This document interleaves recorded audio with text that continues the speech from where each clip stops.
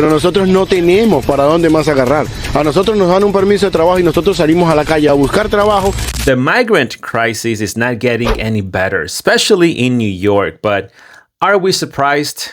Not really. Anyhow, let's watch this report and I'll translate for you.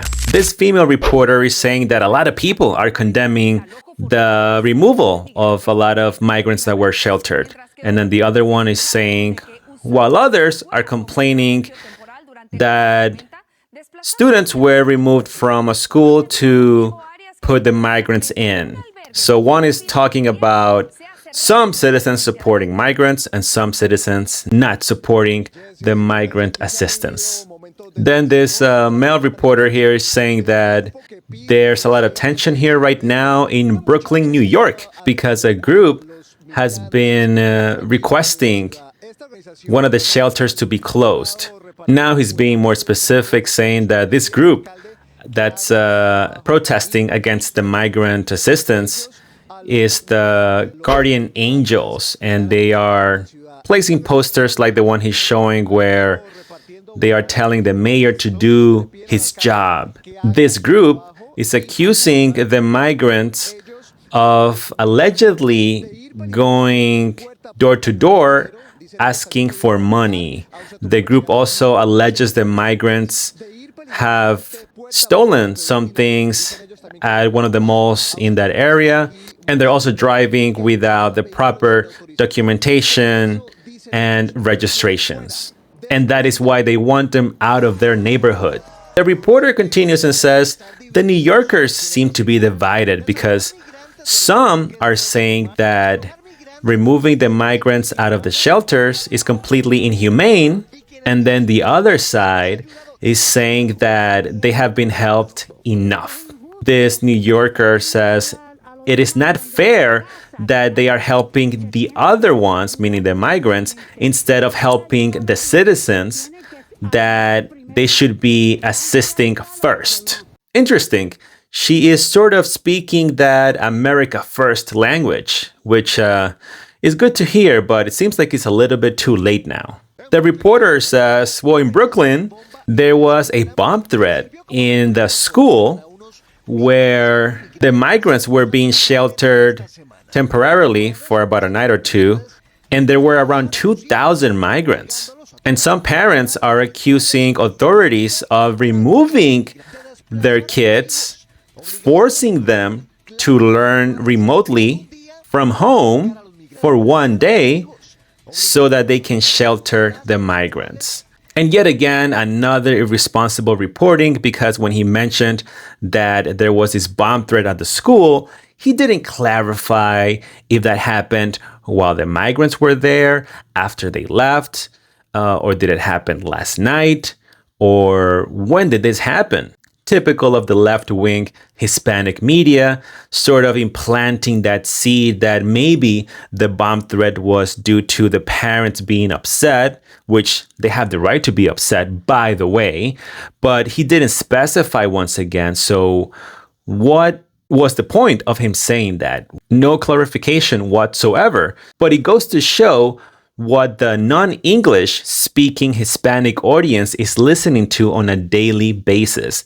And this is exactly how you create division. They show the parents protesting, and then he says, a bomb threat was made to the school. Well, be specific. Very irresponsible. And that's why we call them the fake media. The reporter continues, although the migrants have returned to their Floyd Bennett shelter, this afternoon, dozens of residents argued and protested for the closure of this shelter. Then they are interviewing what appears to be the director of the Guardian Angels in New York, and he's saying, yes, the crime has increased 200%. Now, I can't verify that, and obviously this amazing reporter didn't provide any data on that, but I'm just translating what he said, okay? Although we've seen some of the migrants being arrested, so, just keep that in the back of your head.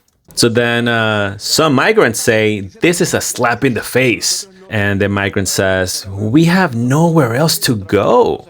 If you guys give us the work permits, we go out and get a job. And that's it. We wouldn't be a burden to anyone. Then the migrants are saying that they are in disbelief because some of these protesters are Hispanics. So this migrant is addressing those Hispanics that are protesting.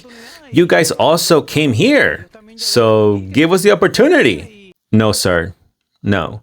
Just because we are Hispanics doesn't mean we all cross the border. I know that's how Democrats typically think because they have this love for identity politics, but that's not how it works. For the record, even if you cross the border illegally, the least thing you should do is go and overwhelm the shelter system. Go ahead and do what all of the other migrants did 10, 20, 30, 40, 50 years ago, where they figured it out. We never heard from them. Why? Because they went and got a job and rented a little spot somewhere and figured it out. They didn't end up overwhelming the shelter system.